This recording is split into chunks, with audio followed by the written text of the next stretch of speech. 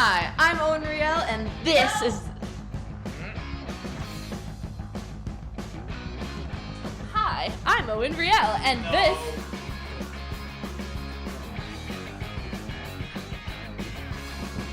Hi, I'm Owen Riel, and this is the Collective Record.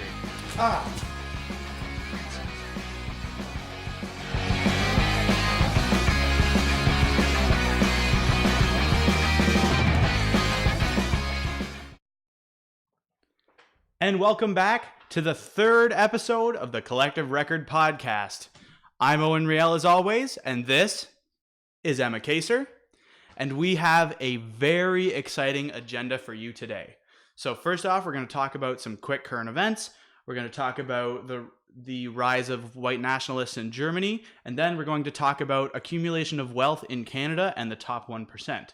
But most importantly of all today, we have a very exciting interview with Sandra O'Connor of the Green Party of Niagara Falls.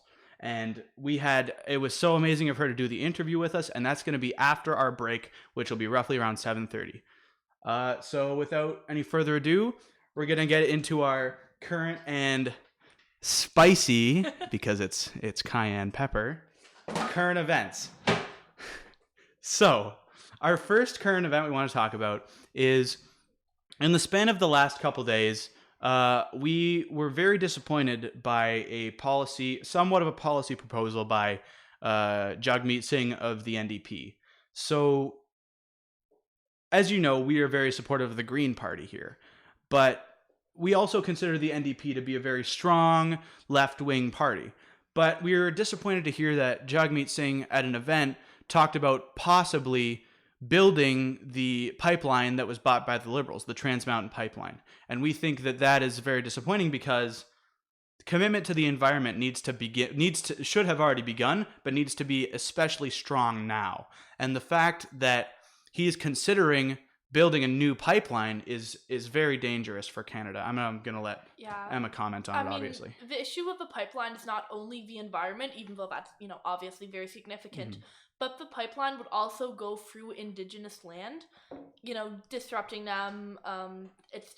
It's not okay considering the commitment we've made to uphold Indigenous claims to land in Canada. Well, to be entirely fair, he didn't really release any details, so he may formulate, if he were to build the pipeline hypothetically, he may build it in such a way that it doesn't impede on any Indigenous lands, potentially, or only... If you were to go with the current plans, however, yes, it would be. Of course, yes. But he may, you never know, because we can't necessarily judge now, because there's no specifics at all, so he may go through no Indigenous lands whatsoever, or only communities that say that it's okay, but even still, this is, I think we're so close to being on the brink of the climate crisis, and we cannot afford to have a pipeline now. Especially, it sets back any possibility of serious green innovation. It sets it back a few years because we need to move now to green energy, not in 10 years, not in 20 years, not in 30 years. It needs to start happening now, and a pipeline is a total reversal of what is necessary. We should be investing only in sustainable development. Exactly, and that's why we support the Green Party's proposal to stop any subsidies to multinational oil companies as soon as they get into office. So I think we're going to move on to our next issue because this is quick current events. So our next issue that we want to talk about, which we're probably going to allot a little more time for, is there was some news lately about Ellen DeGeneres. She was seen at a football game being very chummy with George W. Bush, and they chose to sit together at the football game. And I think we want to talk about this as a social issue because we want to kind of get into what your responsibility is as a public figure when you associate with certain politicians who have done certain actions. Ellen, obviously, as we all know, is a very prominent lesbian talk show host, or I don't know what you would call her show. I don't know. It's very popular anyway. And a lot was talked about of the fact that she was with this president who was extremely anti-gay marriage, which was a huge issue at the time. And he actually proposed amending the Constitution to not allow gay marriage, specifically go out of their way to disallow gay marriage, which is, I mean, obviously is absolutely insane and totally not acceptable whatsoever. But we also want to talk about, it's not just that he didn't accept gay marriage, but he also started a war with Iraq that was a completely unnecessary, and it was a war that was built on a lie, right? George W. Bush and his administration lied about what the Iraq war was about. They said that Saddam Hussein, who was the dictator of Iraq at the time, had weapons of mass destruction, those being nuclear bombs and other chemical weapons. And after the Iraq war the aftermath was sort of fleshed out, that was totally proven to be false. So George W. Bush, although he's not the only one, is responsible for hundreds of thousands of deaths, both civilian and military, in Iraq. And we think it's not just that he was not accepting of gay marriage, because Ellen, as a gay woman, totally has the right to associate with whoever she wants. And if she feels that, he's changed now and socially she thinks that's okay, that is totally her call. We can't really speak on that. Well, at least I can't, because I'm not gay, so I can't speak on that issue at all. But I think, if she is gay and if that's her choice, then that's her choice, and I think we need to respect that. But for us, it's more of an issue of morality when it comes to the Iraq war and what happened there. And I mean, I'll let Emma comment on this, because I just think I think it's unacceptable. I don't know what you think about it. Well, to be honest, I hadn't really heard about this before now. Mm-hmm. Obviously it's important, the kind of message you're sending if you're a figure in mainstream media, but I don't really know the circumstances. I don't want to comment on this. Well, what I think particularly is, I don't think we want to, as a society, develop in a way that's, we hate anybody who disagrees with us, because I think that's unhealthy, right? Like if somebody, for instance, if Ellen was hanging out with somebody who voted for George W. Bush, that's entirely different. That obviously no one can, fault her for hanging out with someone who voted for George W. Bush. But as president, George W. Bush had the responsibility to look at the details of what the Iraq war was and the premises it was built on, and that is totally pinned on him. And I think for her to not even acknowledge that in her response to the media attention, I think that's completely unacceptable, and quite frankly, ignoring history. And I think that's not acceptable. I think we need to call out injustices, whether they be economic or whether they be in warfare. I think we have to call out every injustice we see, and we can't just chalk it up to, oh, well, just because I disagree doesn't mean I can't hang out with them. That doesn't apply in this case, right? I think it's incredibly important to call out injustices as we see them. So that was our spicy current event segment, and now I'm going to turn it over to Emma to talk about the rise of white nationalism in Germany. Okay, so like Owen already said, we're going to go over to Germany and we're going to talk about another recent news event, but we're going to go a little bit more into detail. So what happened is last week on Wednesday in Germany, in Halle, which is like just a small town somewhere in East Germany, 2 people were killed on, how do you pronounce that, Yom Kippur? Mm-hmm. Which is like the holiest day in the Jewish calendar. So what happened was that a gunman killed 2 people, one outside a synagogue and one near a kebab shop nearby. So he attempted to enter the locked synagogue. He fired several shots at the door and attempted to stick an explosive device like into the door like slot, but he was unable to light it, so that didn't work out. He live streamed this whole thing using a camera that was attached to his helmet, and he live streamed it on Twitch, which is like a popular live streaming platform. So closer to the end of this video, he launched into this huge anti-Semitic rant, like claiming the Holocaust never happened, saying that Jewish people are the root of some of the world's problems, all kinds of awful things that I don't really want to go into. So the gunman has been arrested. He has admitted to the accusations, and he has specifically said that his anti-Semitic and far right-wing views were the reason for his actions. He has also said that he was emulating the Christchurch shooting, which were 2 consecutive shootings at mosques in Christchurch, New Zealand, earlier this year.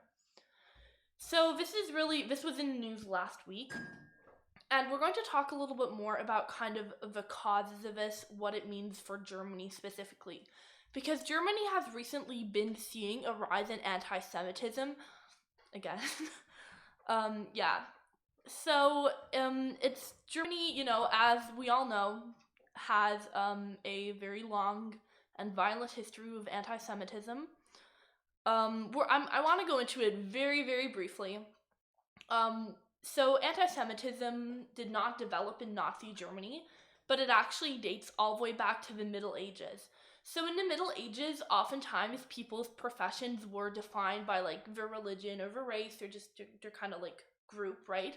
So Jewish people were often traders, and that meant that they were wealthier than most of the other population, right? Like if you're a trader, you're going to be wealthier than someone who is, a farmer or something like that. Which means that there was a lot of jealousy that was kind of just accumulating around this group.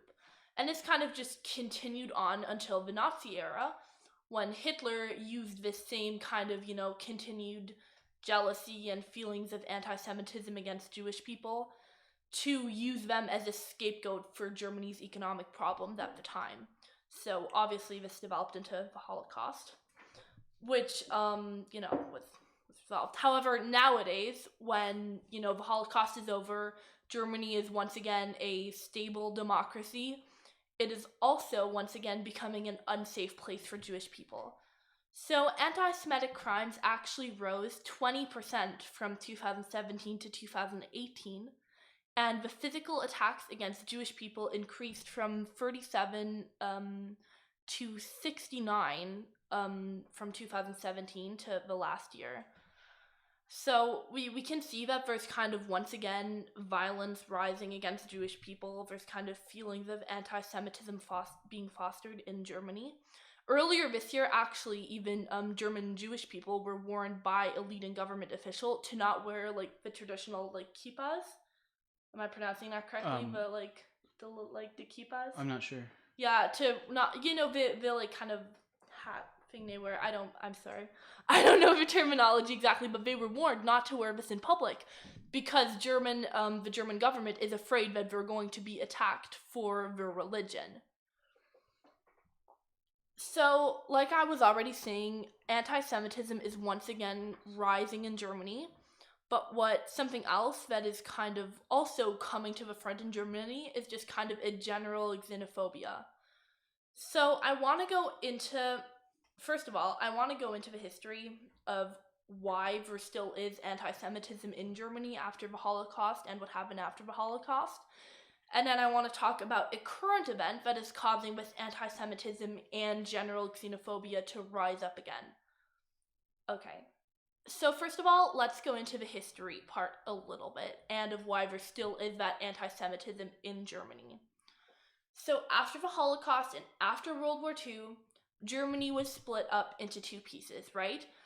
East and West. They were divided by the Berlin Wall. So West Germany was run by France, Britain, and the US, which means they were capitalist. They were like wealthy, right? Free media, free speech, good education. And the East was run by Russia, which means they were communist. They didn't have freedom of speech. It was a very poor country. They didn't have good education. They didn't have any of those things.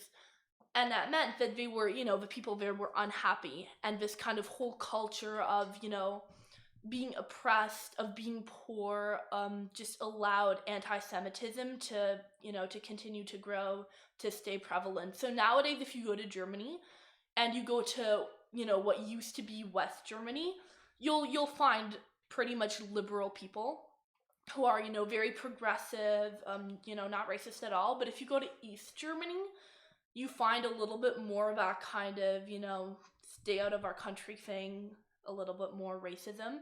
And it is because of this wall that fell. Well, so it kind of seems like that was a long time ago, right? when we look at Germany now, it seems like a very stable democracy. But the wall that divided West and East Germany did not fall very long ago. If you're an adult living in Germany right now, you were a child. You were still a child when there was a wall between Germany. Right? So like you're 40 years old in Germany right now. You have lived in Germany when it was divided. And what was the year that the wall fell? I am not sure exactly. Well, I think it was in the early 1980s, roughly. Yeah. And like the thing is, people don't realize the amount of effect that your parents can have on you politically. Oh yeah, absolutely. Like if that kind of xenophobia is spreading in one area of a country and it's completely walled off from another up until 1980, in 2019, it's not hard to see why that could still be affecting politics, right? So the wall came down in 1989. Oh, 1989. So that's Yeah, even so that even is more recent, so recent, right? I think So my mom was 18 when the wall came down. that's living 30 in years Germany. ago. Now, 30 years ago, in regards to political history and his timing, is not long at all. That's like small potatoes compared to all of political history, right? But not even talking just politics, just in general. If you spent your whole childhood like my mother, who grew up in East Germany until she was 18 years old, that's how you were socialized, right? Yeah. In this kind of communist, oppressed, poor country. And that definitely reflects in German people's views when you go there nowadays. Sure. Not to say that people living in East No, Germany of course, cannot of be course. good people, right? But, there is kind of more of that racism, that anti-Semitism in that culture. Yeah. Yeah. Okay. So now that is kind of some of the history of why we still see that anti-Semitism in Germany. But let's talk about now why it has begun to flare up so dramatically. Because, like I was just saying, it never completely went away, right? But it kind of stayed under the surface. It stayed hidden for a while. So what really kind of incited this anti-Semitism and general xenophobia that we're seeing now in Germany to flare up again is the refugee crisis. So we've talked about this before here on the Collective Record too, but there's a refugee crisis going on in Europe, coming from, like, for example, Syria. Have we? Yeah. When we were talking about Brexit. Oh yeah. Okay, Yeah. I didn't remember that. Yeah. The refugee crisis is cause for a lot of kind of turmoil in Europe right now. Sorry, that was kind of a silly time to interrupt, but I was curious as to whether we actually talked about that or not. Yeah. We're very well informed here on the Collective Record. Yes, we are. Even with our own record. Yes. Okay, yeah. So let's talk about that, right? So all countries in Europe, but especially Germany, is seeing a lot of refugees coming to them. I think in 2016, Germany accepted something crazy, like over 3 million refugees. And Germany's a relatively small country too. So this kind of signified a large change for many. And just so we know, that's out of an 82 million population of Germany. Yeah. So that's a big portion. Yeah, it's a lot of people, and it really did change German culture. So, you do see refugees when you're in Germany, and there are refugee hostels, and that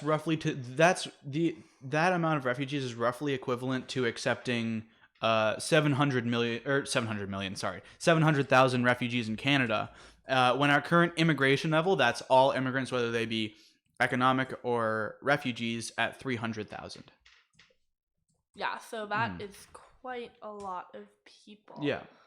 Sorry. So you can understand why that sort of huge population change would, affect a culture in a certain way, especially if one part is a little bit more predisposed to being xenophobic. So just to once again illustrate Germany's size, I knew there was some statistic on it. Germany fits more than 3 times into Ontario alone. So it's tiny. And it took in a lot of refugees, and like Owen was just saying, this was a problem for some people. They felt threatened. They felt like, that stereotype of, immigrants are taking my jobs, right? Mm-hmm. They kind of felt that this was a possibility of something that was going to happen. Which obviously doesn't account for the amount of jobs that immigrants create with their being in the country, but this is kind of like something that was cited a lot in Germany during this time. And the refugee crisis is a huge topic. There was like the main topic of the 2017 election, I think it was. But yeah, so when all this happened, German people were feeling threatened, especially in the East, and anti-Semitism and xenophobia kind of flared up. So since 2015, there have been more than 4,000 attacks on foreigners and asylum hostels. And in 2016, an average of 10 hate crimes against migrants were officially registered per day. 10 hate crimes per day. That's not murders, right? That's hate crimes. That's something else. Yeah, so there was this kind of unrest, violence, and out of these kind of xenophobic ideas that, you know, refugees and migrants and people of a religion and races didn't belong into Germany, organizations like the AfD and the NDP had developed. We're going to talk about that a little bit more. So we're going to go into two organizations which kind of represent this anti-Semitism and xenophobia in Germany. And the first one is the NSU, so the Nationalsozialistischer Untergrund, which translates to the National Socialist Underground. This is actually also a great example of how neo-Nazism kind of remained, well, not neo-Nazism, of how Nazism kind of remained in Germany even after World War II. So the NSU is a far-right neo-Nazi terrorist group, which was active since 1999 and was uncovered in 2011. So this is not super recent, but I think it's definitely relevant to mention, just to illustrate how anti-Semitism, you know, never really completely disappeared in Germany, so that we can better understand how it has now flared up. So this was it was a terrorist organization. They were responsible for like a huge variety of crimes, including a bombing, various murders, and bank robberies. They were discovered in 2011 and are not currently a group anymore, but I did want to mention them. So they were disbanded, but anti-Semitism and xenophobia was still on the rise in Germany. So in 2013, the AfD, Alternative für Deutschland, which means Alternative for Germany, was formed. So they're not a, neo-Nazi terrorist organization. They are a political party, but they are most often associated with neo-Nazism and that kind of racist, xenophobic, views. A lot of their members are neo-Nazis and people who are hanging on to that kind of anti-Semitic and xenophobic ideology. So they're considered the anti-immigration party. They're worried about, Germany being Islamified. Which I think we should talk about that point briefly, because that is actually a common theme I've noticed here in some ways too. Probably not as much as this party, because this party, as it says here, won 12.6% of the seats, which is 96 seats, which is a lot. That is a lot. In the last parliamentary election in Germany in 2017. Yes. So, in Canada, we have some of this sense too, as people think that, the country is somehow being Islamified, which is just not, it's not true. Like, I remember specifically people, I think it was Motion 103. I'm going to Google it real quick so we can find out. But yeah. Yeah, it's M103 in Canada, which is a motion. So it's a non-binding motion to look into Islamophobia and other types of violence against religious minorities. But people first of all, they started calling it Bill Bill M103, which they kind of tried to use to pretend it was this, like, so I don't even remember what they said about it. It was something like, this is gonna stop people from serving pork and things like that. Like really silly things they would tie to this motion that was just meant to investigate Islamophobia. Like, it was nothing else.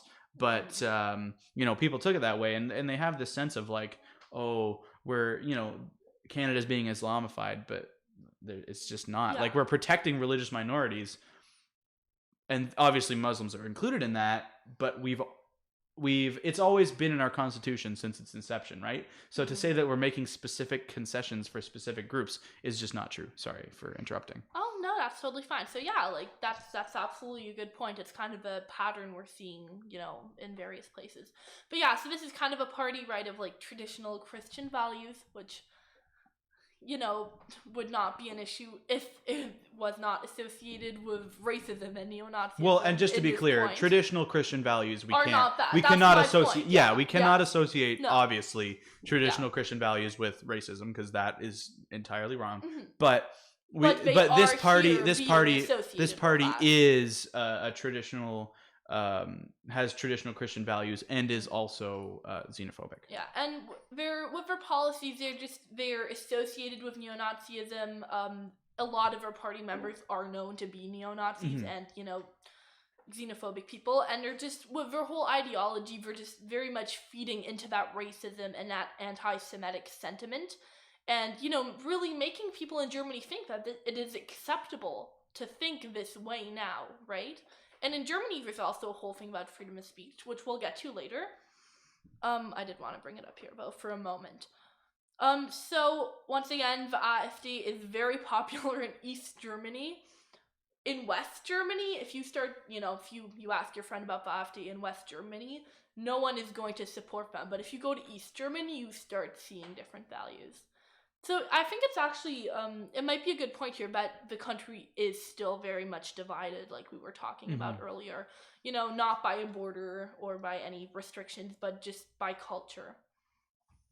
So like Owen was already saying, in the last parliamentary election in 2017, they won 12.6% of parliament, which, like Owen also already said, is 96 seats. So this was widely regarded, amongst West Germany and people in East Germany. I don't want to stereotype too much. And that's and yeah, just I want to be careful about that. And to put that into perspective, that amount of seats for Canada is roughly what the NDP holds now in the House. So the AfD in Germany is roughly as popular as the NDP as far as seats are concerned in Canada, which is, if you think about it, very concerning, obviously. So this was like widely regarded as a sign of alarm, and people are very upset about this in Germany. Well, was that, yeah. So like Owen was also just alluding to, there's kind of this global pattern going on of the rise of the far right. So I think we saw that last year in the US with the Charlottesville, neo-Nazi riot marches thingies. And like we were also talking about in episode 1, we kind of see some of that xenophobia in one of the reasons why British people wanted out of the EU, right? Because there was a refugee crisis going on in the EU and they were being forced to take in refugees and they didn't want to do that. So they decided to leave the European Union. So I think it's very interesting that this is something that's kind of been a trend. Okay. So let's just sum it up. We covered a lot of topics here. Went back in history a little bit. But for this kind of anti-Semitism and general racism, combined with the whole neo-Nazism that was still left over, resurfacing in Germany. And what I have down here is that Germany has more free speech restrictions than most other countries. So in Germany, you couldn't, for example, do the Nazi salute. You would be arrested, and it's also illegal to to have like a swastika flag or to draw a swastika somewhere. You would be arrested. This is illegal. And personally, I always thought that was a good rule. I always thought, well, that makes sense, right? This is, part of her history was, this horrible atrocity. It makes sense that they would outlaw this in the future. But I was reading about this, researching for this, and I was thinking that, yes, the Nazi salute and, swastika and all of those things are awful, but by, disallowing them so completely, they also allowed a movement to go underground. And it allowed them to grow unnoticed because they weren't being recognized by those symbols, right? We see people marching in Charlottesville in the US, and we know they're Nazis because they're carrying Nazi flags. And we know that, there's Nazis in the US, we have to do something about this, right? But in Germany, for the longest time, because of these laws, the culture was kind of forced underground, and it allowed them to grow unnoticed. So I'm not sure how I feel about it now. So one thing I do want to address, I want to move back to the topic of the refugee crisis and economics in Germany after the crisis, because we had a commenter actually make a comment about that, and I don't think I'm going to be able to find it. Oh, let me go. But they asked if the refugee crisis had hurt Germany at all. So I want to bring up just two quick economic stats. The employment rate in Germany as of August 2019 is 3.1%, which is very low, and actually lower than Canada's unemployment, which I believe is about 5%. And their GDP per capita, which is pretty important in, as far as measuring poverty, is $44,000 as of 2017, which is comparable to Canada's $46,000. So it's not like, this refugee crisis, people like to frame it as this has destroyed Germany, and Germany's become like this people, I've even heard people say Germany's become a third world country now. What? I don't know. People that are not very smart. But that wasn't a nice thing to say. But it's just not true. Like, Germany has a lower unemployment rate than we do, and their GDP per capita is very extremely close to ours. And if, unless you think Canada is an underdeveloped country, I guess you could say, then it's just not true. No. Yeah, this kind of logic of, anti-immigration and none of this is founded in real facts. No, not at all. It's, it's based in xenophobia and anti-Semitism and things like that. In fact, in Canada, immigration is one of the most important cornerstones of our economy to, keep our economy going. And so we have the tax base that we do to support our aging population. Yeah, absolutely. And that was a thing in Germany too, actually. They were, they had an aging population that was not, I think the birth rate could not sustain the aging population. Yeah. And they actually they relied on migration to be able to, uphold their society. Yes. So this is once again not based in fact. So, but yeah, I just want to. Sorry. No, go ahead. Go ahead. I just want to sum it up with saying that what happened in Germany last Wednesday was a horrible, was horrific, and I was shocked and heartbroken to hear about it. But I really wanted to talk about it and go into some of the causes. Because anything we can do to dispel some of these notions. We need to be talking about these things and why people are doing this. And we need to bring up the facts as far as countries' economies after immigration. Yeah. Because it just simply, immigration and simply does not disparage economies. And in fact, many times it helps economies, right? So was there anything else you want to talk about? No, I think I am done with my segment. Okay, and that was excellent. So now we're going to switch to Canada, and we're going to talk about the wealthiest people in our society's standing. So we want to talk about, first we want to explain capital gains and what they are. So capital gains is the money you make on any investment. So if you're making money in the stock market, if you're selling an extra property, these things are taxed as capital gains.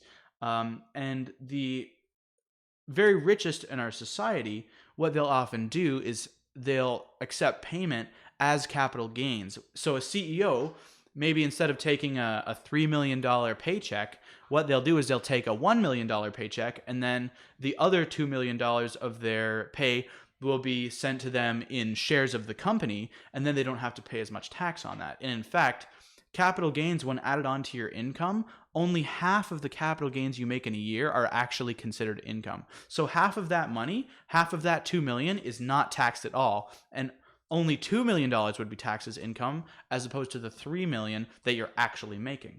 So these are some of the loopholes, along with offshore tax havens, which are places that people put taxes, and the tax laws in those places are usually almost zero or extremely low compared to ours. Our corporate tax rate is, I believe, 15%, and in those places it's almost nothing, and the profit is completely untouched there.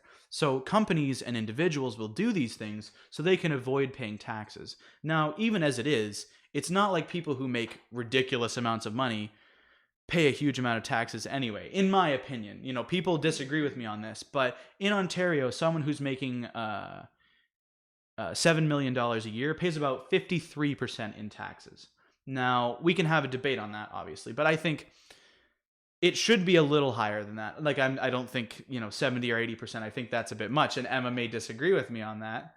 But I think, I think we should be looking more for someone who makes $7 million a year, and will bring up why that's such a ridiculous amount in 1 year.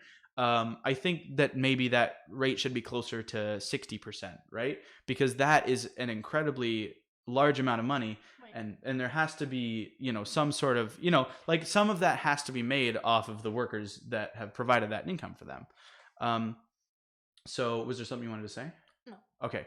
So we want to just bring up a little stat from the Star. So this quote from the Star is, nearly $1 trillion moved from Canadian corporations to offshore destinations, including tax havens, through legal tax avoidance schemes in 2016, removing as much as $25 billion from domestic tax coffers. A new study by the Parliamentary Budget Office has found. The findings follow a report Wednesday by the Canada Revenue Agency that detailed uncollected taxes of up to $26 billion each year. So that $25 billion, that's not the amount that was put into the tax havens. That's the amount of tax that the government of Canada or individual provinces are missing when these corporations and individuals put their money into these havens. That amount that they put into those havens, are you ready for this? It's a big number. Nearly $1 trillion were put into tax havens into 20. Emma just did a big reaction. Nearly $1 trillion into tax havens in 2016. That's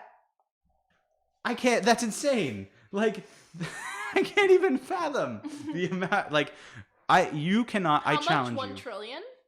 1 trillion. 1 trillion? I think it's 996 billion. It's Okay. 1 trillion.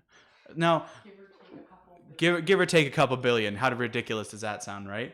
So we want to actually talk about there's 100 people. There's a little over. Oh, sorry. Emma has something to say. I'm talking too much. Wait, no. Oh, no. You're great. I have some visualization for how much a trillion is. Okay, go ahead. Let me find this. Oh, I can't find it right Oh now. my goodness. Go ahead. What go ahead. a waste I'm sorry. of time, I know. Emma. I know. Okay. So I wanted to visualize what $7 million a year looks like. But before we do that, I just want to say that there are over 100 people in Canada whose net worth is more than $1 billion. And these people make somewhere in the range of $7 million a year. So just in case you think, oh, $7 million a year, that's wealthy, but it doesn't seem like ultra wealthy. Well, I'm going to show you why that's not true. So somebody who makes $7 million a year is being taxed roughly 53%. So that allows them to buy this house. I really hope this is showing up on the camera, which is worth $3 million a year in Calgary. This car, which is worth $100,000. I don't know what kind of car it is. I just know that it's that much.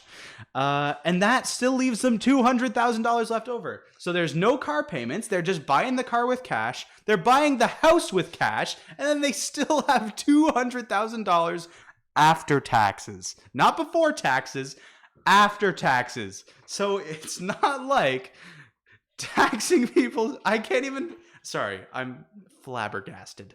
Flabbergasted. I just think this is crazy, right?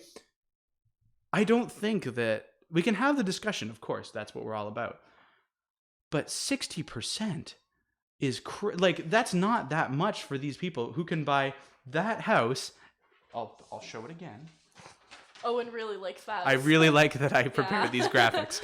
This house and this car, and then have 5 times what the average person makes in a year left over. So, isn't that insane? Like, sorry, Emma, go ahead and comment because I'm rambling. Insane, but I found my comparisons. Oh, okay, go. Yeah, yes. I don't know where it went, but let's hear how much $1 trillion is. So this is a quote by CNN. If you start spending $1 million every single day since Jesus was born, you still wouldn't spend $1 trillion. So you're spending $1 million every day. Since then, you would not have spent $1 trillion. And here's another comparison. Okay, I have sorry. two comparisons. So let's see. 1 million seconds, we're talking seconds, is about 11 and a half days. 1 billion seconds is about 32 years. And $1 trillion seconds is equal to 32,000 years. So you can just see how much money that truly is. That's insane. Yeah, That's all I I have to don't even say. like I what want to be able to visualize it. I feel like if you say 1 trillion, what does that mean? Yeah, right? but, and that's the thing. That's an Is that insane amount of money. and No one needs that much money. and that's why I wanted to bring up the house and the car is because people think, oh, 7 million, that's not that much. You can buy this house and this car and still have, I really want to stress this, 5 times as much as the average individual makes before taxes in a year, which is insane. Everybody in the studio, Emma behind the camera, and Theo's here as well. And Emma, we're like, we can't even believe it. That's insane. That 100, like, sorry. I'm going to stop rambling because I sound like an absolute crazy person. And I know that, but you guys love it. And that's why I do it. Okay. So, is there anything else you want to... It is a lot of money. It's crazy. It's too much I really money. wanted to hammer that into your brain that is insane. Yeah. Is there anything else you want to talk about? I think you really nailed it. Yeah, I think that house and that car. I think I nailed it. So just to recap, in 2016, we lost $100 trillion to offshore tax havens, which... 100 trillion, sorry. 1 trillion. 100 trillion. Now I'm screwing up numbers. $1 trillion went to tax havens, and that lost us $25 billion in tax money, which can be used for obviously all kinds of things like free tuition. It can be used for pharmacare, national pharmacare, all sorts of things. So it's crazy, like the things that these rich people are getting away with when their rate already, without calculating in any loopholes, just straight income, their tax rate is only 53%, and corporate tax rate on their profit is only 15%. I feel the need to address that and to tell people that, because it sounds to me at least like that is completely unacceptable in what we hope to be a social democracy. Okay, I see a comment here. I don't know if you already answered this or not, but it says, is this untaxed capital gain intentional or a loophole? It's a loophole. So what it is, I'll explain it again, hopefully a little better this time, is when you have your income and the company you work for, say you work for McDonald's, although I'm not picking on that particular company, say the CEO pay is $3 million, right? Rather than giving that to you as $3 million as your straight income, what they'll do is give you $1 million as straight income and then give you $2 million in shares, which you can cash in, and only half of that is taxed as regular income. So you're only paying income taxes then on $2 million, and the last million is tax-free, which is crazy. So after all my insane person rambling, I feel like, hopefully you've kind of gotten the message that this is an incredible injustice. And when the average person doesn't get pharmacare, doesn't get dental care, has to wait an incredibly long time for mental health care, that is completely unacceptable. And we still have homeless veterans in the streets. We have immigrants who are struggling. We have refugees that are struggling. If you go to Toronto, the streets are full of you can see the amount of struggle that happens, even in a country with a very strong social safety net like ours, right? Like, we are very lucky to live in Canada, but there is still suffering and still lots of issues to be addressed. And when people have this kind of money for this house and this car, we really need to ask ourselves, is it moral that amount of money can be had by one person in 1 year? So I think at this point, we're going to take a break. And then after, we are very excited for you to see our interview with Green Party candidate for Niagara Falls, Sandra O'Connor. Don't miss it.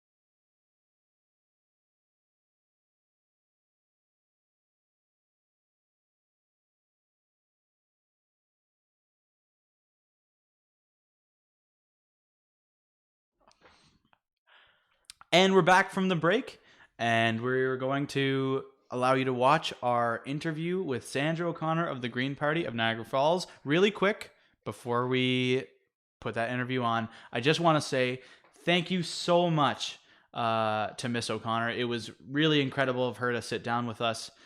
We're very grateful. Here's the interview. Okay, so we're here today with Sandra O'Connor, the candidate for the Green Party of the Niagara Falls riding. And we're going to have a conversation today about local issues and federal issues. So we kind of wanted to know, as far as party priorities are one thing, but if it were up to you, what would you prioritize first on a federal level as far as policy is concerned? Well, I think that the biggest issue that's facing all of Canada is the climate crisis. And it is a crisis. Our parliament has declared it one. The United Nations has declared it one. And the Green Party has the most comprehensive, multi-pronged approach to address the climate problem here. So the climate issue. And we would, first of all, stop paying tax subsidies to the international fossil fuel corporations. I mean, I was quite surprised that we were giving tax subsidies to these people from our hard-earned tax dollars. So that's got to stop and be redirected. And we've got many ways to redirect that. But we have to start also conserving energy. So we need big retrofit programs for all of the buildings, not just homes, but office building, federal buildings, municipal buildings. And that's going to create a lot of jobs. And I think that's one of the things that Niagara needs as well, is a lot of jobs. I feel that we have been forgotten for quite some time because we're just south of the access going from Montreal to Windsor, and they tend to forget about us. But we have so much here to give. We have the best soils in the country here, and we have to make sure that we maintain our small farms and support our small farmers, because it's a food security issue. We need to be assured that we will have food for our people. That also goes into making sure that there is place on the local grocery stores for our local food, instead of going over in there and finding melons from the United States. When it's melon season here, have Canadian melons, Canadian strawberries. So we got to make sure that the farmers have a place to sell their goods as well. So those are some of the first issues that I think need to be addressed for the Niagara region. Well, I love that the first thing you bring up is the climate. Yes. Because that's so important to us, especially people our age, we really care about that. So that's awesome to hear. So I do have a question about local foods, because, there are certain people a lot of people buy whatever's cheapest on the shelves, right? If you look at the reality of the situation. So how do we make it a reality that businesses are able to sell things for a profit as well as keeping local foods on the shelves? How do we do that from an affordability standpoint? Well, you're talking price of it. Yeah. Well, that's a difficult situation, because the people who work on the farms here, they're being paid a fairer wage than workers in some other countries. Yes. And I don't know how we can even the playing field for that without hurting our workers here. So we can't do that. So the only thing we can do is either put increased taxes on foods coming in, or we can educate the public. I like to educate the public. Let them know that when you're getting strawberries from California, that there is a carbon price on that. That it takes a lot to transport all of the food here. And you're going to be paying for that in the end, one way or the other, be it with the climate issue or through your pocket. So I think there should be more promotion. I also think that if local farmers have more access to local markets, that they would be assured that their product could be sold, that would bring the prices down as well. In addition, I think that we should invest in food infrastructure. I'm talking about things like canneries. Like we used to have a peach cannery here in St. David's, and it's only been about, 10, 15 years since that's been gone. We need to invest in those things to have them here. I think that would, instead of buying canned peaches from Yugoslavia, let's do it here. That's got to be cheaper. Mm-hmm. So to stay on the topic of affordability, I think a lot of people worry when they hear about certain environmental plans that they worry about things like gas prices when they need to take their car. People in rural communities, especially, they need to take their car to get to work, sort of thing. And they have to drive, 20 or 25 kilometers to get to work, and they don't have any public transportation options. So how do we sustainably and affordably allow those people to be able to get to work and move towards electric vehicles while also considering the economic reality of most people's lives? Yes, and this, you're talking about the transition. Yes. Okay. Yes. And that is going to be tricky to manage. One of the first things is the Greens would not have the carbon tax on the gas pumps. Okay. So that tax would be taken off and make it more affordable. We want to tax the polluters at their source because they're polluting. They should be paying, not everyone at the gas pumps, and then giving a portion of it back at some later date. The Greens plan is tax or have the polluters pay, Sure, and then divide that up and have a dividend paid once a year to the citizens. Okay. So that's one thing about the current situation in gas and that's that we would very do immediately. structurally different to the current Yes. systems for Yes. carbon tax. Yes, so that would bring the taxes down on the gas. Secondly,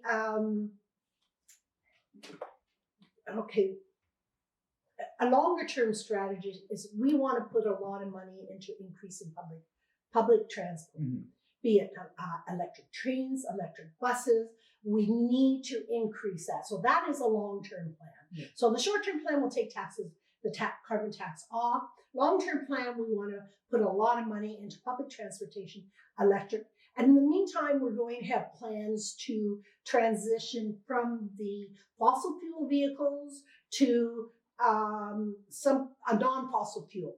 Everyone's saying electric now, but there may be other things out there in the meantime that are non-zero greenhouse gas emitters that can be used as well. During this transition period, we could be looking at things like rebates if you're buying a hybrid or an electric car to make things more affordable.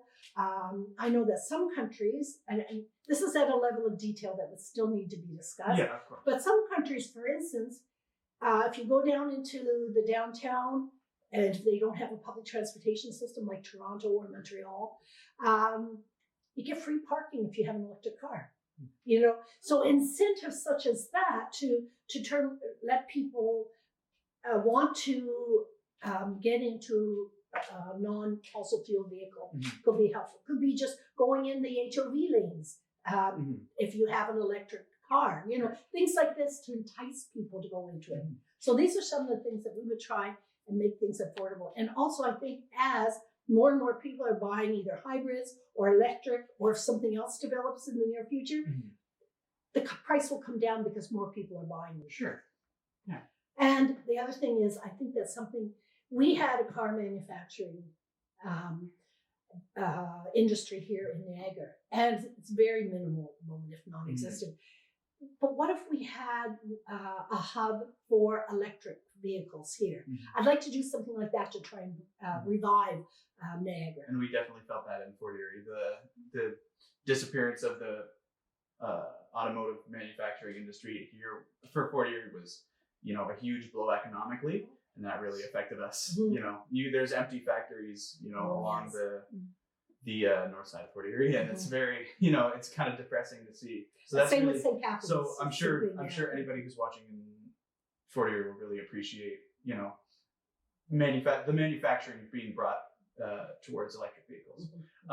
So we also want to talk about Indigenous communities and how specifically in Niagara Falls and the surrounding communities do you think the Greens Party platform will help Indigenous communities? Well, first of all, the way we are looking at our relationship with the Indigenous nations is to provide them a seat at the table for all policy making issues for on any subject. They need a seat at the table. We need to hear that it's not just let's go and consult on this issue because it affects Indigenous. All of the issues affect Indigenous people. So that's a big change. Secondly, we want to implement all of the recommendations from the the report on missing Indigenous peoples. We want to implement all of them on the UN Declaration on Indigenous peoples. So we want to have a renewed relationship with the Indigenous people.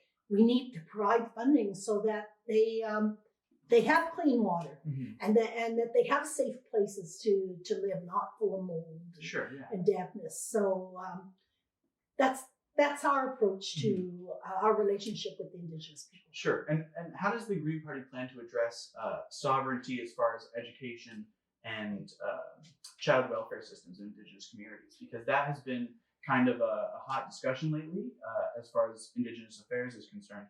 Because, we know that over 60% of all children in Canada's child welfare system are Indigenous, right? So how do we address allowing any community that wants to control their own child welfare system?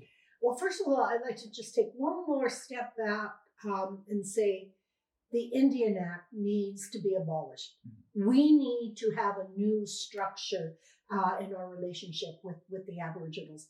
And I think what you're asking me is something that needs to be discussed and formed, how we're going to do this with the Indigenous people. We are open to what the Indigenous people want, and it may be, because it's not just one nation, it's a variety of nations.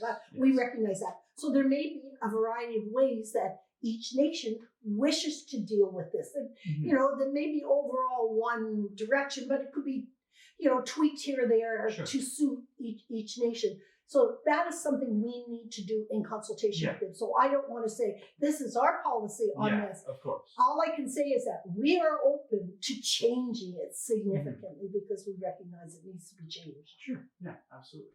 I think we also want to briefly talk about, because this is kind of a sticking point with different parties, like young and old voters sort of thing. Different parties obviously attract different ages of voters as we all kind of know. So what do you think is the best way to attract voters of all ages? Actually, I think the Green Party has the best platform to attract all ages. I've heard from 70-year-olds who have voted Conservative all their life and have said, I'm tired of this. We need a change. I've listened to Elizabeth May, and she's the one that makes sense. I have.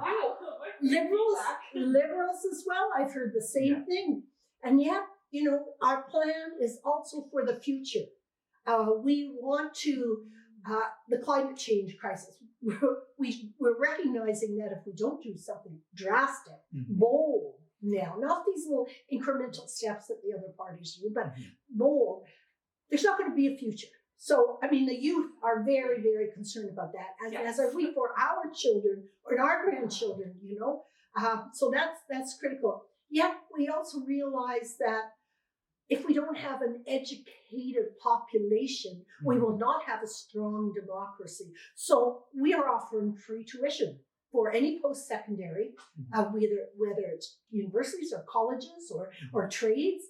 The tuition should be free because we need to have educated citizens to make our economy, but our country strong for democracy. And that's very important to include trades in that discussion as well, because people often talk about universities and colleges, but in the transition to a green economy and a net zero emissions economy, tradespeople are we need pipe fitters and electricians and all kinds of trades to make this happen. Absolutely. So I really, when I read through the party's platform, I really appreciated that tradespeople were an equal part of that discussion, along with colleges and universities. I think that's a really important thing that we're starting to see more of. So continuing on the topic of party and sort of voter tendencies in Canada, we still sort of see this idea of a lot of people have the idea of, if you don't want the Conservatives to be in office, you vote for the Liberals. If you don't want the Liberals to be in office, you vote for the Conservatives. So how do you think, the Green Party already has to a great degree. This election has been one of, I think, the highest polling ever for the Green Party, right? How does the Green Party after this election continue to break through that sort of one party or another sort of idea? Okay, fall, before addressing it, if I could just say that I think the Green Party takes the best of all the three parties that are out there and puts it all in one package. Sure. And I say that because we are fiscally responsible. We plan to balance the budget within 5 years and tackle the debt. We have an innovative way to tackle the debt. We can get there, but to that later. We are socially responsible. We have great programs to strengthen our social safety net. And at the same time, we have the most comprehensive climate action plan. So we've taken the best from all the parties, wrapped it into one, and we got to get that message out there. And it hasn't gotten out there yet. So as you said, after this election, regardless of the outcome, we've got to continue building on that base and getting our message out. And it has to be done at the local level. We need more people involved at your age to come in and help us do this and to talk about. I know, but we need more. You guys are great, but we need more of you. No, absolutely. And we've got to take the time until the next election to get our message out there. So since you touched on the issue of fiscal responsibility, I do have a question on here about that. Okay. So I want to talk about fiscal responsibility, and the Greens have, unless a recession arises or otherwise, along with keeping corporations accountable for their actions and holding them to account and paying their fair share, how does that tie in economically and regarding balancing the budget? So what is our plans to increase the revenues in dealing with corporations to implement all the bold social programs we have? Well, as I mentioned before, first of all, we're going to stop subsidizing the international fossil fuel companies. So that's one of the big ways. Another one is we're going to implement an increase in taxes on the top 1% of the people. And we're talking people who earn 20 million a year and more. So it's not going to hurt them. We will not raise the taxes on the middle class or the lower classes while we're doing this. We will close all the tax loopholes, and that will save us billions of dollars. We will go after the people who have illegally taken money out of this country and put it in tax havens. I know the Liberals, the last election, that's what they promised, but they didn't go through with that because during the time since the last election, the Panama Papers came out, and they had a list of names of Canadians who did this and others around the world. Well, the other countries went after their people, but we have not. I know it's going to cost money because they have lawyers, but we have to do this to be fair. Our taxation has to be fair, and that's not being fair. Another one is we're going to go after international companies operating in this country that are not paying any taxes.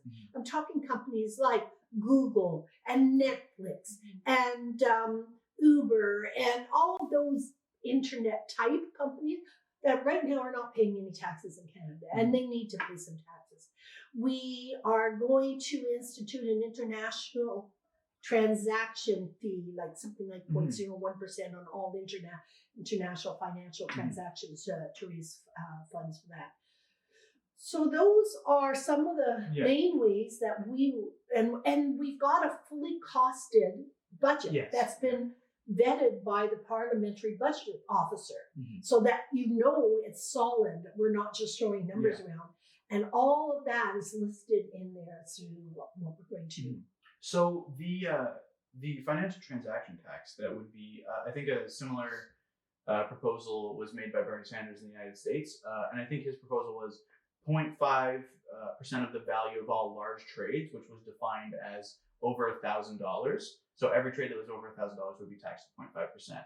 Now, is the Greens plan a universal version of that, so on every financial transaction, or only on large transactions on the stock market and other? Well, I don't think that we've got into that level of detail because, again, we're going to have to do some consultation with financial authorities and that. So I have to say that's not hard set.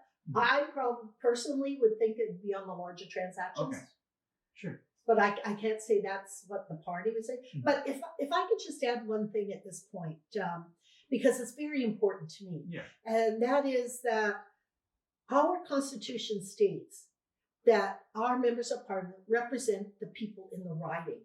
Okay, they do not represent the party leaders. They do not represent the parties. So the Green Party is the only party that really operates as the Constitution has laid out. Because, I mean, you've seen what has happened over the last few years. It's what the party leader says or what the headquarters of the party, and all their MPs have to vote that way. We don't. We get to vote for what is best for our constituents. And I was just saying to my daughter earlier today that when I first started voting, they did not have party names besides the people who were running. That's because the focus was on the individual and not on the party. But since that time, power has gotten consolidated at the headquarters or at the party leaders, so much so that I think it is distorting somewhat our democracy, because I don't think what happened to Jody Wilson-Rayburn and Jane Pilhott should have happened. And it would not have happened in a Green Party. Anyway, sorry. So, no, that's okay. So to continue talking about sort of a local issue, how do you plan to make Niagara Falls and the surrounding communities more of a safe environment for LGBTQ plus and specifically trans individuals? Getting a bit away from our topic. Yeah. Well, that's a very interesting topic. First of all, I mean, human rights are extremely important to me, and actually, that's what my daughter is majoring in at university. She spent the last summer as an intern at the International Human Court. Do you want to join the conversation? We're going to talk about me. Yeah. Squeeze over. This is my daughter, Kelly O'Connor. Hi. She's in final year of law school at McGill, and this past summer went to visit her in Costa Rica, where she interned at the International Court, Inter-American Court on Human Rights. Yes, you did. That's impressive.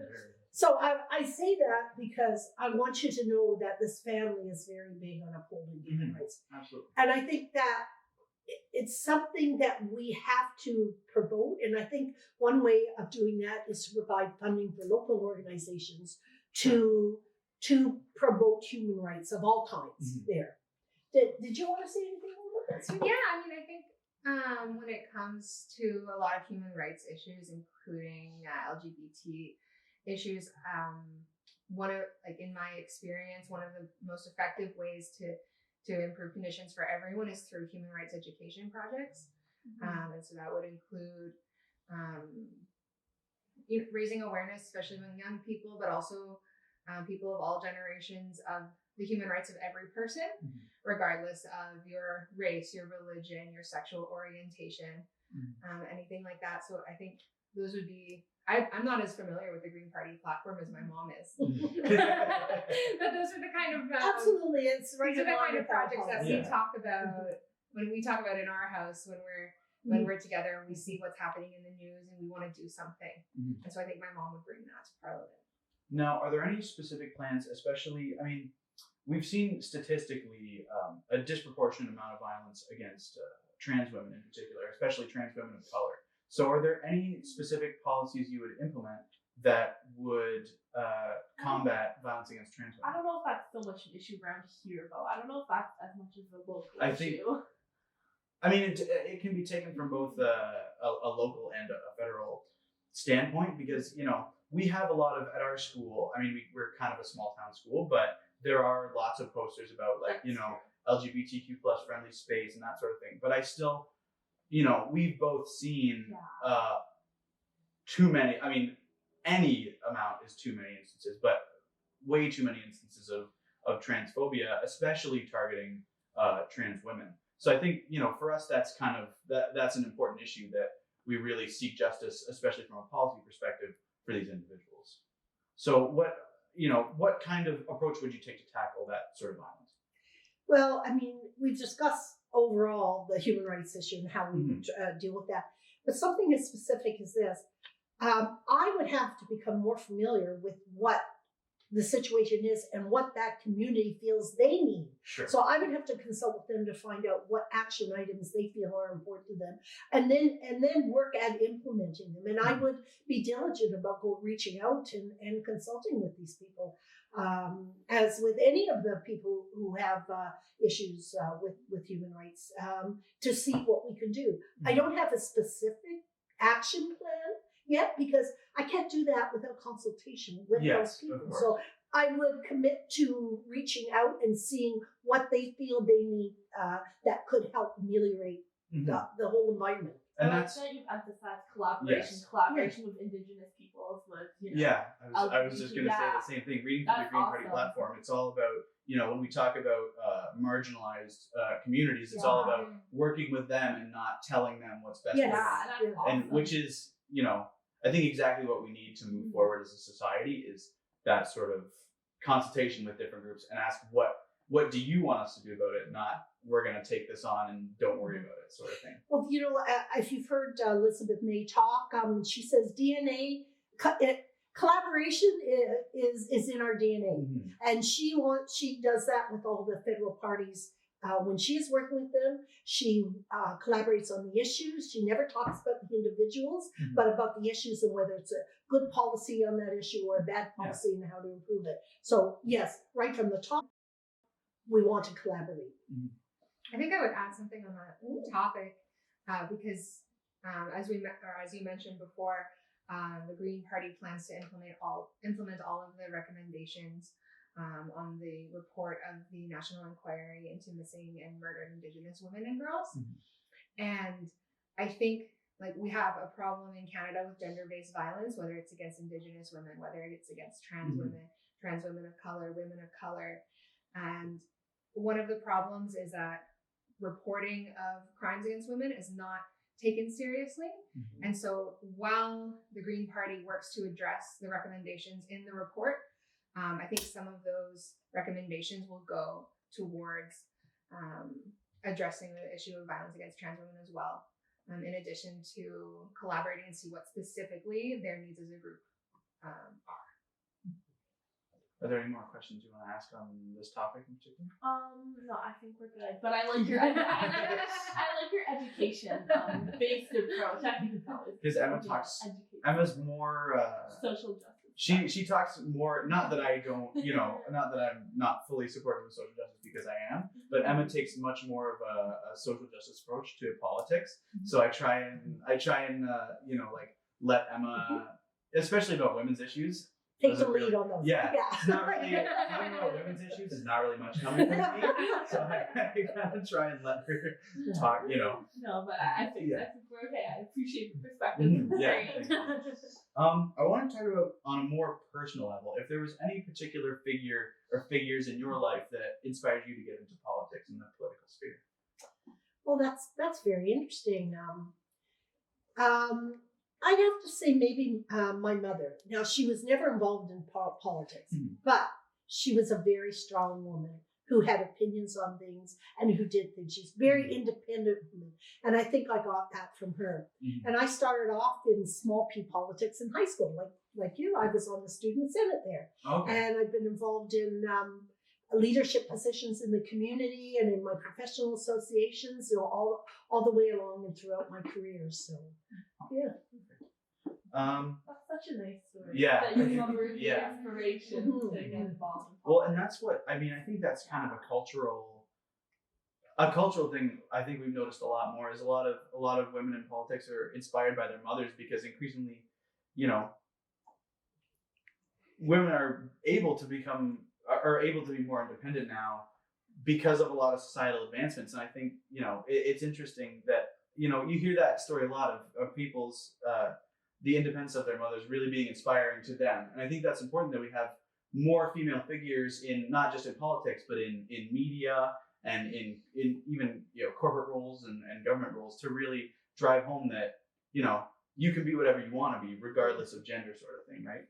But if I could just add one more thing to that, I was never a member of any political party before until now. And I have to say that Elizabeth May also inspired me to become involved with this party, because I think that she's a fabulous leader. She's the most ethical that has voted by her peers there. She's extremely smart and hardworking. She has had to work all her life. She hasn't had things given to her. And I just admire her as well. So I just wanted to throw that in. Yeah, and it was really Well, fun. that would be awesome to have a prime minister as a female role model to kids growing up. And it was fun to watch her on the debate stage. She was so like stronger than most of the other leaders on the stage, than all the other leaders on stage, in my opinion. But she was, she really held her own, and she didn't take any nonsense from anybody when they would try and come after her on different policy attacks. And she tried to focus on the issues. Yes, too, she did. Instead of attacking the other people. She didn't pull the Andrew Shearer right at the beginning of calling Trudeau a phony and a fraud. Right away. Those that kind of politics is so like unproductive. It's very combative. That's why we offer a different approach of doing politics, a collaborative approach in every way, unlike what is currently there, which is combative. So we also want to talk, because we know that constituents in the riding are very important, because that's where the votes come from, and that's one of the most important parts of politics is the local level. And we wanted to know if there was anything in particular you wanted constituents to know about you or about your policy perspective. Like directly addressing the people that would be voting for you. Well, about me personally, I think that they should know that I've got the experience, the breadth and depth of experience, and the analytical skills to do this job. My last job before I retired was with the Natural Sciences and Engineering Research Council, where we reviewed academic professors' research proposals for funding. You have to have strong analytical skills if you're doing that kind of thing. So I can bring the skills that are needed for this job and for the challenges that are in this riding. I feel that I'm very good with people. So I like to listen. I care about what they have to say. And I will work my hardest to try and help them if they have any particular situations that need to be done, like they're not getting, I don't know, their child care funding, or they're having trouble with a passport, or, the constituency type issues that I would work diligently to try and do to help them out.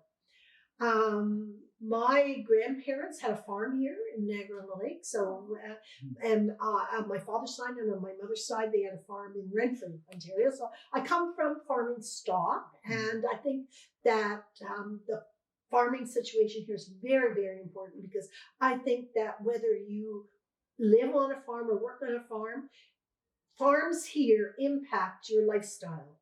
It gives what Niagara has to offer, the tourism for the vineyards and the orchards and everything. It's very, very important to the way we live in our own identity. So I like to work very hard to help the farmers maintain what we have and not be paved over and have urban development everywhere. So, that's one of the things, in addition to the climate strategy, that I feel very, very close to here. So, was there any other questions that you want to ask?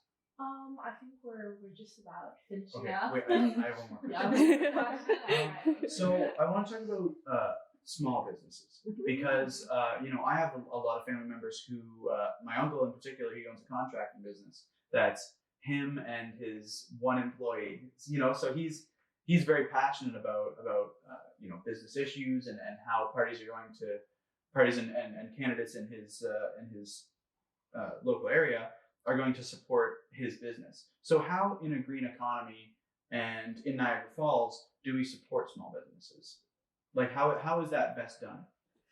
Okay, first of all, I want you to know that I had my own consulting company at one point, so I operated my own business. So I'm aware of the challenges that small business owners have, and my brother here in Niagara has a small business as well. So that's close to home. So one of the things I think that small business owners want from their government is some stability. They don't want them changing the rules all the time, so they're going to have to change things. So having a coherent policy and a stable environment for them to make their decisions on and plan for the future is very important. Also, they're tired of filling out different forms for different departments. There should be one database.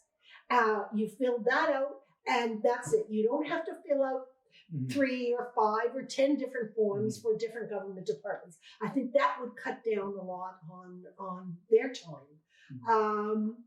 And I also think it's important that we support local businesses. So I think an education or awareness increasing that. Support your local business instead of going on the internet and ordering from China or where. Well, support your local business. Yeah. So those are some things I think that small business owners would appreciate. What's the other one? It was about. I forget. There was another point there too, but it's like that's a little sorry about that. I think all right. Yeah. Thank you so much for taking the time and talking to us. We really appreciate that, and we hope that we can get some of the Green Party's message to high school students like us that watch our podcast, and we'll be voting in upcoming elections. Well, that's it, and I appreciate your interest in this. So I like to encourage young people's interest in politics and learning about what's at stake, because it is your future. So thank you for coming. Yeah, thank you so much. So this has been the Collective Record with Green Party candidate for Niagara Falls, Sandra O'Connor, signing off. Once again, we want to thank Sandra O'Connor of the Green Party of the Niagara Falls riding so much for joining us for that interview. And we wanted to provide our full endorsement of the Green Party in the upcoming election. We think the most important issue in this upcoming election is the climate crisis. And the Green Party has the best plan to deal with that, and the only realistic plan to actually reduce our emissions to the point where they need to be. So we want to thank Sandra O'Connor once again. Please visit her Facebook page, which is in the description. And there is one final order of business for today, which is wishing our friend behind the camera, Emma Venator, a very happy birthday today. We can't see her in the camera, but we want to wish her a happy birthday. So happy birthday, Emma. Happy birthday. We should sing. No, we are not. Sing. We are not going to sing. Happy birthday. No. So our final order of business is to ask you to subscribe. It really helps us out, and it gets us, a little bit closer to reaching everybody in the nation, which will never happen. But we're working there. We're getting there. And on behalf of all of us at the Collective Record, thanks for watching, and we'll see you next Sunday.